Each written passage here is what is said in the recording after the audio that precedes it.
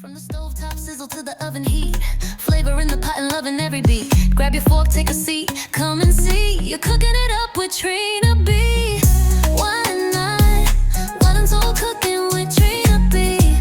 Why not? Talking about healthy, hearty, soulful, sweet. Food so good, make you wanna try everything. From the stove top sizzle to the oven heat, flavor in the pot and loving every beat. Grab your fork, take a seat, come and see. You're cooking it up with TrinaBee. Oh. Hi, I'm TrinaBee. Welcome to Taste and See. Today we'll be making a comforting pot roast, and I hope this moment brings you peace. Let's do it. When we finish, your pot roast should look just like this, ready to eat. Here are the main ingredients we'll be using today. So first, we're going to chop all of our veggies, starting with the main key to our flavor, garlic. Now, one thing about cooking hearty meals, it's typically a lot of cutting. And it may take a lot of time, but some meals, they aren't just meant for eating. They're about slowing down and remembering God's goodness. Ain't it something how God created all fruits and veggies to have a unique taste and smell, but most importantly, make an impact on the flavor and taste of your food? That's why I put celery, bell pepper, and onion. These powerful ingredients provide so much flavor.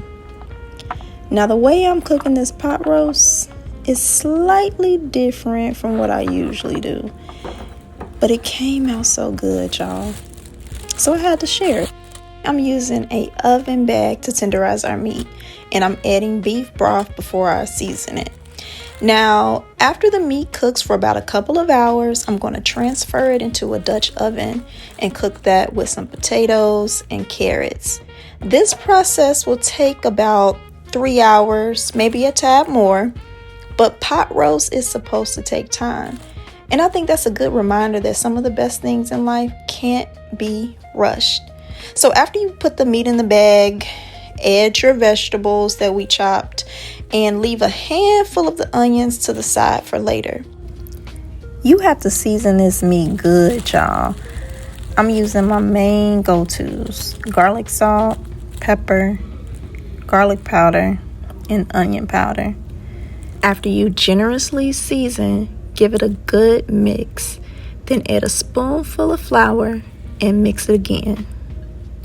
Now, before you put it in the oven, you're going to cut a few slits in the bag. This is so it keeps a little air in it so that it doesn't bust. Now, this is a very important part. I didn't put it in the video, but please do that. While the meat is cooking, we're going to chop up our potatoes.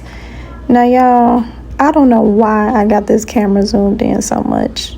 We're going to do better next time, though. But anyway, back to the potatoes. I ended up doing white and yellow potatoes. And that's because, you know the saying, waste not, want not. I had 2 extra just white potatoes sitting around and I wanted to use them, didn't want them to go bad. So I ended up just cutting up the new potatoes, the yellow ones, and some white ones. And it came out good. And it looks pretty if you ask me. And so after you cut up your potatoes, remember to do it in little squares, little shapes, not too big, not too small. You're going to place those in your pot. I'm particularly using a Dutch oven. Dutch ovens are meant for cooking things slowly over the stove, like soups and stews. So this is going to be perfect for today's meal. You know, in life, no matter how quick we may want something or how fast we want something, God's timing is always the right time. We just have to trust the process and keep our faith. Back to these potatoes though. I'm seasoning them up with just salt, pepper, a little garlic powder, a little onion powder. So some of those same seasonings that I use for the meat. Now I typically use fully grown carrots, but the store that I went to, they didn't have any, so I had to improvise. But let me tell you, these baby carrots came through and made my job easier. And then remember those onions we set to the side? Add that with that. Now once the meat is tender, we're gonna pull that out and look at this. Look at that meat, y'all. It looks so good. We're going to take this meat and we're going to add it to the carrots and potatoes. Just put it right on top. Just like that. Now be careful with this part. If you have to use a oven mitt, do so. I don't want you guys burning yourselves. And then once we get the meat in there, let's get a closer look. Look at that. Oh, that look good. So all we're gonna do next is just pour some beef broth right on top of that. And I'm just gonna use the rest that I had from earlier. We're gonna set this on the stove, put the top on it, and let that cook for about an hour. When you lift that top off, it's gonna look just like this. See, Psalms 34:8 says, "Taste and see that the Lord is good." That verse always reminds me that God's goodness can be found in small everyday moments, just like this. That look good, y'all. Now, I had to make a little cornbread on the side because you can't have pot roast without cornbread. So what I'm pouring on it now is a little bit of honey butter. It just takes it to a new level. If you're carrying a lot today, I hope this meal reminds you that God is near, even in the ordinary.